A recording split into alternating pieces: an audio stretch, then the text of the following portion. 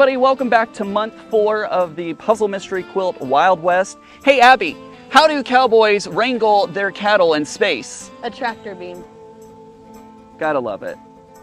Okay, we're going to be putting together clue number 4 today. So I have my clue packet. I have clue number 4 for the large Wild West. And of course I have my color guide. Let's go ahead and open up clue packet 4 and see what's inside. We have 4 small triangles of F fabric. We have 6 small triangles of D fabric. We have 10 small triangles of E fabric. We have 8 small triangles of B fabric. We have 4 small triangles of C fabric. We have 2 large triangles of E fabric. We have 4 large triangles of B fabric. Actually, I think these are probably medium triangles, not large.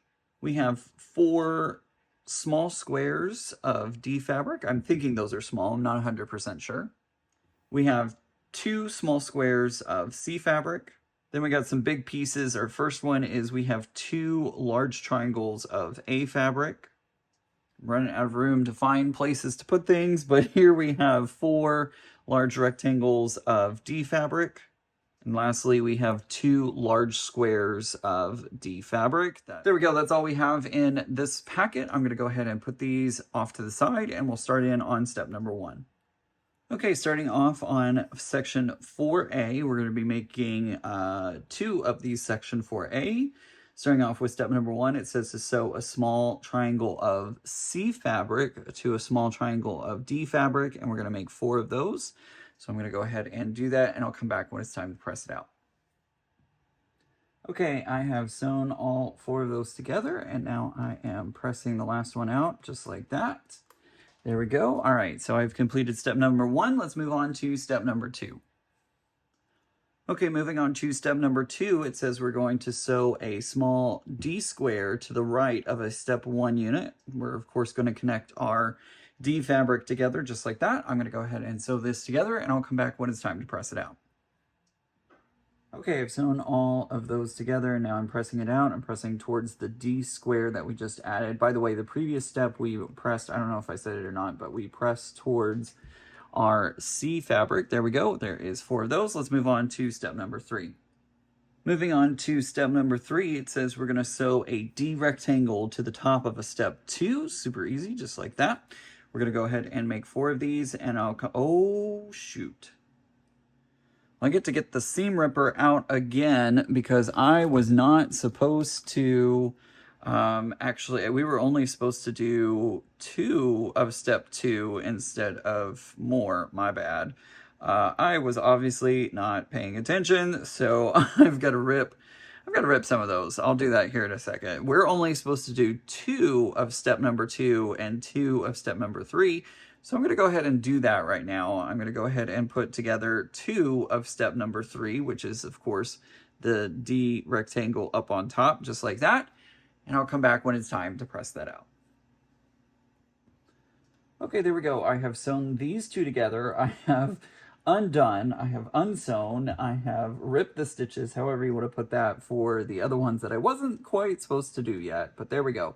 This is our step number 3, so now we're going to be moving on to step number 4. Don't you hate it when you get into a groove and you're like, oh my gosh, and then you realize you've made a mistake?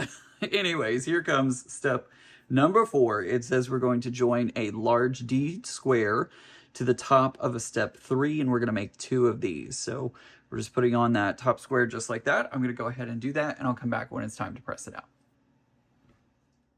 Okay, there we go. I have sewn both of those together. We're just doing 2 of those, and I am now pressing towards the large D square up at the top there.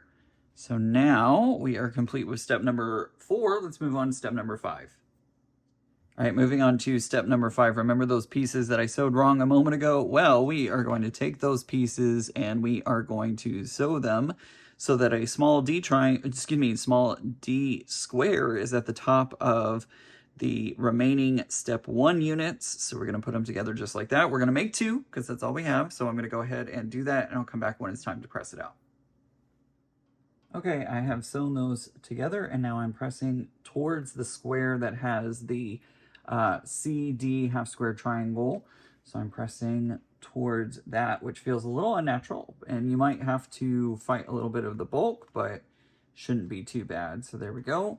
There is our, oops, I flipped that upside down. There we go. All right, so that's what it should look like when it's all said and done for step number 5. Let's move on to step 6.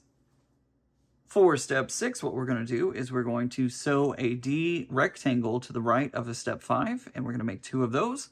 So it should look like this when we're all said and done. I'm going to go ahead and sew these together, and I'll come back when it's time to press it out. Okay, I've sewn those together, and now I'm pressing out towards our large, or medium, or whatever size D rectangle that it has here in the pattern. There we go. So it looks something like that. Let's go ahead and move on to our step number 7. Okay, moving on to step number 7, it says to sew a small F triangle to the left of a C square. So we're going to put these two together just like this. We're going to press that, and then we're going to add a small D triangle to the top, and we're making 2 of those. So it should look something like this when it's all said and done. I'm going to go ahead and do that, and I'll come back when we're doing the final pressing. Okay, there we go. I have sewn both of these together, and now we're pressing it out. Remember that you press away from your C square. So there we go. There is 2 of those. They look like this. Let's move on to step number 8. Step number 8 is going to be an easy one. It says we're going to join a large A triangle to a step 7. So we're going to make a full square just like this. I'm going to go ahead and sew them together, and I'll come back when it's time to press it out. Okay, I've sewn those together, and now I am pressing it towards the A fabric.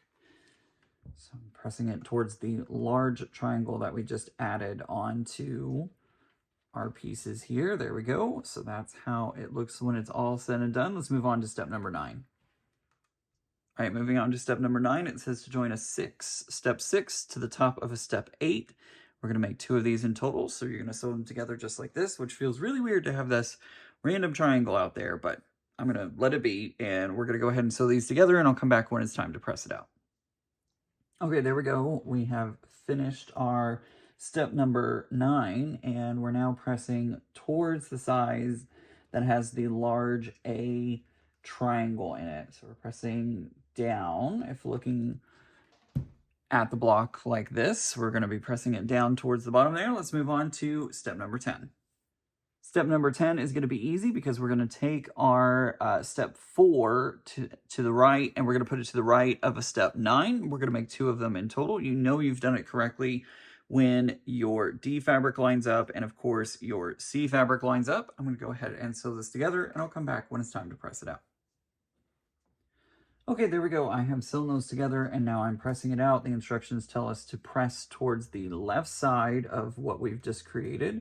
So I am pressing to the left side, just like so. It's got a little bit of bulk in it, especially right around this point right here. So probably fighting a little bit of bulk there, but that's all right. So anywho, there is our step 4A, or our clue 4A, I should say. So I'm going to label it as either clue 4A or section 4A, and we'll go ahead and move on to section 4B. All right, starting off with section 4B for step number 1, it says to sew a small B triangle. Whoops, this would be the B triangle to a small E triangle. We're going to make 2 of these, and I'll come back when it's time to press those out. Okay, I've sewn those 2 together, and now I'm pressing towards the B fabric as the instructions have told me to do. So there we go. That's what it looks like when it's all said and done. Let's move on to step number 2. For step number 2, it says to sew a small B triangle to a small F triangle. We're going to make 2 of those just like that. I'll come back when it's time to press that out. Okay, I've sewn those together, and now we're pressing them out. And again, we are pressing towards the B fabric. So I'm pressing, in my case, to this like greenish turquoise color, just like that. There we go. So we have 2 half square triangles that look like this. Let's move on to step number 3. For step number 3, it says we're going to join a step 1 to the left of a step 2. So we're going to make a flying geese that looks like this. In my case, I have the orange fabric on the left and the blue fabric on the right. I'm going to go ahead and sew these together, and I'll come back when it's time to press that out.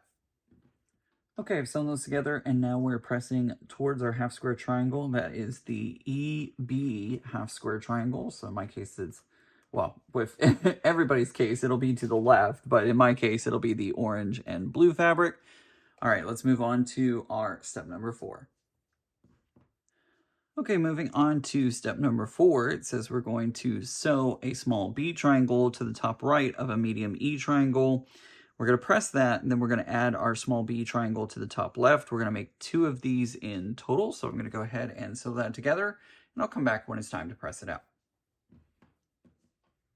Okay, I've sewn those 2 together, and now I'm doing the final press of our flying geese. We have done enough flying geese. In this one, you should be an expert at them, or if you've done any of the Puzzle Mystery Quilt, it feels like we've done 1,000,005 geese. But anyways, there we go. We have that done. Let's move on to our next one.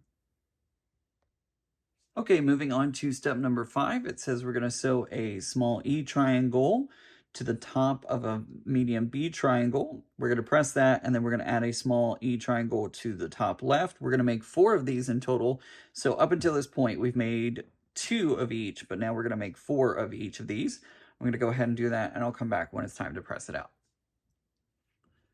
Okay, there we go. I have sewn all 4 of those together, and now I am pressing them out. We're pressing away from our B fabric towards our E fabric, just like this. There we, oops. Almost got that a little wrinkled. There we go. Now we'll move on to step number 6. All right, step number 6 brings everything together. It says we're going to join a step 5 unit to the top of a step 3.